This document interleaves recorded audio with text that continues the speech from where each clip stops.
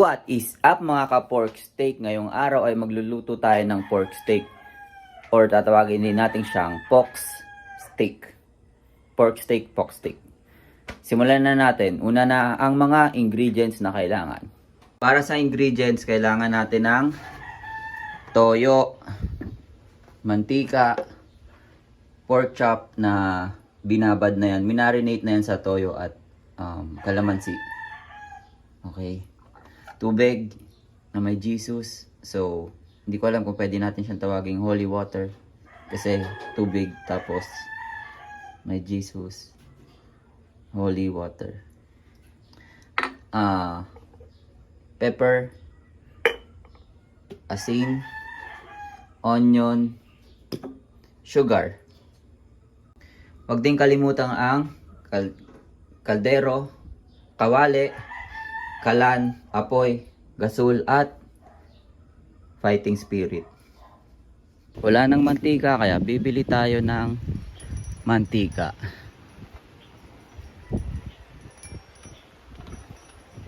Kaya may mantika po. Magkano? Utang, hindi, joke lang. Isa. So ayan, nakakuha na tayo ng mantika. Unang step, buksan ang kalan. Painitin.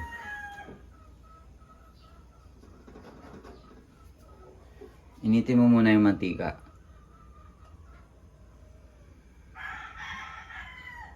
Okay na yan.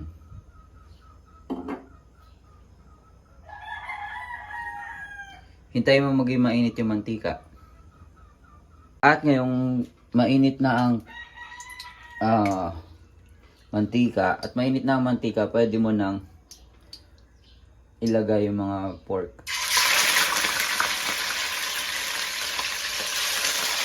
Pinakamay ko, naghugas naman ako.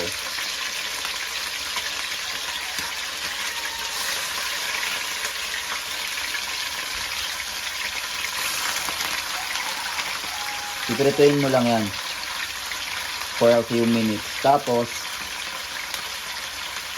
babalikan mo. Babaliktarin mo naman.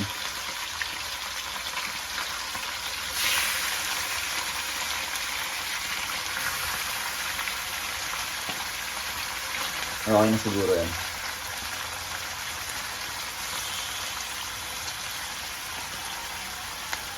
So pa may space pa din.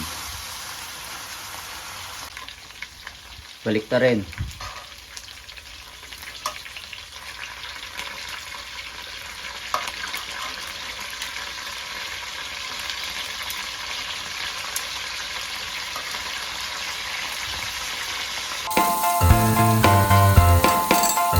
Next, kunin ang sobrang mantika at ilagay sa container.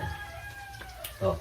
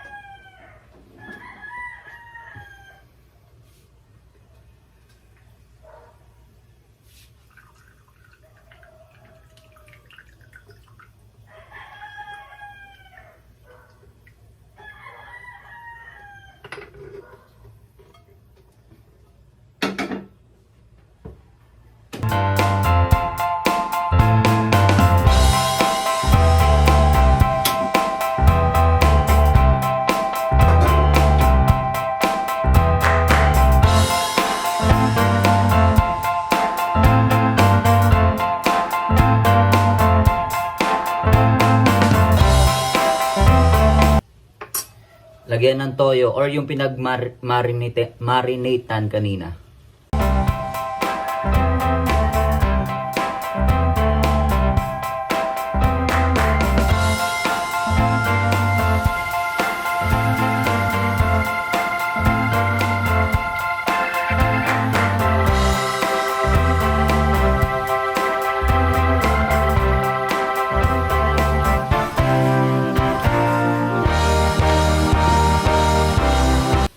Tubig.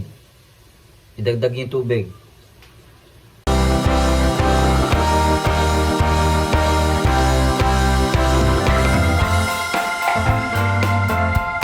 At pabayaan. Babo.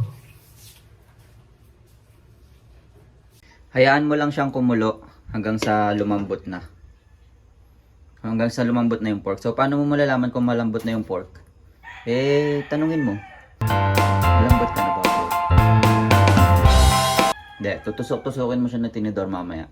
After a few minutes na pakuluan mo lang siya para lumambot. Tusukin mo siya kung malambot na. Okay. Ngayon nga na lumambot na siya ng konti, tusok-tusukin nyo para malaman nyo kung lumambot na siya. So yan, lumambot na siya ng konti. Lalagyan na natin siya ngayon ng asin.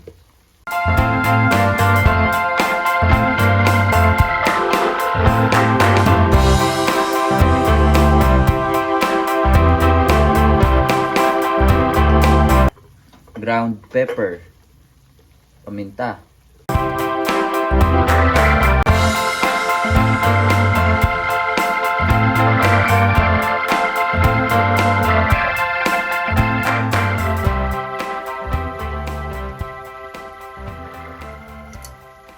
sugar, asukal,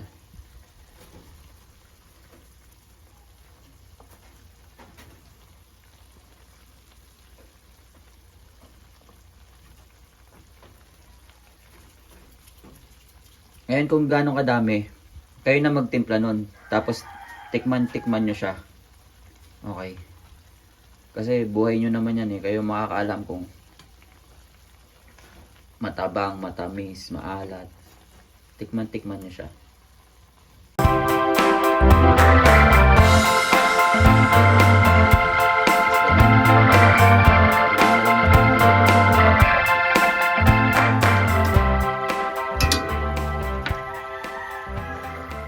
Takpan nyo ulit. Iwan nyo ulit siya. Tulad ng ginawa niya sa'yo.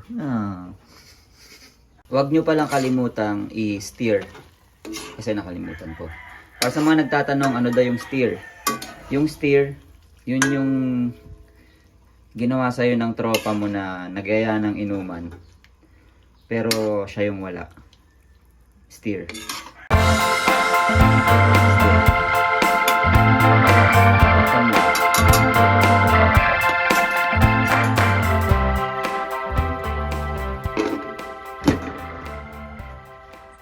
Okay, last.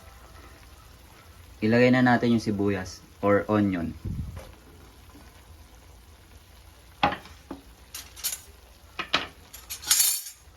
Haluin. Kalat-kalat nyo lang yung onion.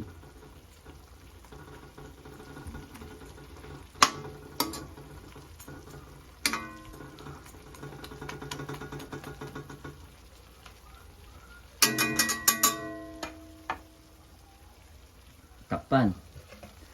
Painitan for a few minutes. At yan, tapos na ang ating luto. I-ready mo na ang serving plate. Tawagin ng tropa at pamilya kasi no man is an island.